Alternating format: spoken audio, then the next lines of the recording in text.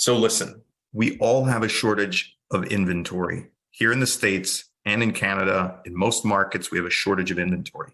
That means two things: that every seller is probably worth 5 to 6 buyers right now, right? And buyers are a dime a dozen. You can run down to the corner store and get a case of them, a case of buyers, and probably only one of them or two of them are going to work out for you, right? Unfortunately, that's unfortunate. I know it's hard. I don't like going through that market either. And it's not nice for our clients. It's not nice for us. But here's the point. If I'm going to invest my time with a buyer and I have limited inventory and limited chances to win, then I want to kind of shift how I'm qualifying who I consider an A buyer, if that makes sense. And so I just put this together for you guys to help you requalify how you look at what an A buyer is. So to me, right now, an A buyer in a limited inventory market, that buyer better have all cash or very strong qualifications in terms of financing. And still, it better either be that you're buying in all cash or you have enough cash, not only for your down payment and not only for any sort of appraisal gaps or any incentives that you have to do to incentivize the seller, but you better be very strong in your financial picture in order for me to consider you an A buyer. And ideally, you have a time-based need to move.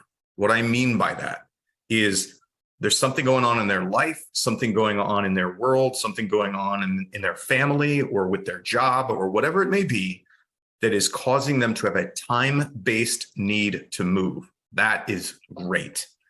Not just a want to move, but a need to move.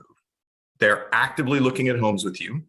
They are open to compromise and they are coachable versus stubborn. What I mean by that is if you say to them, hey, we have to go see this house tonight because there's going to be multiple offers on it, they say, what time, right? If you say to them, listen, I can easily tell you that that house is going to go 50 or 100 or 200K over asking. They just say, great. What more should we add to that? They take your advice. They are coachable. That is an A buyer. Okay. I'm not going to run you guys through B and C and D, but what I want to do instead is I just want to put your focus on the fact that you have limited time to invest in every buyer that you work with and every seller that you work with. And so you're making a business decision with your limited resource, which is your time, on who you work with and who you show homes to.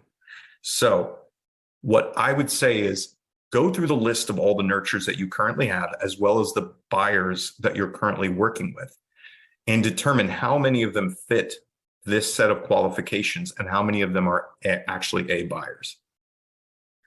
Because what I think you need to have, depending on how much production you do or how many houses you sell, you should be working at any given time with, say, 4 to 6 A buyers. If you don't currently have 4 to 6 A buyers that can fit these qualifications, then spend every single day looking for more A buyers. Your goal is every day, I need to find another A buyer.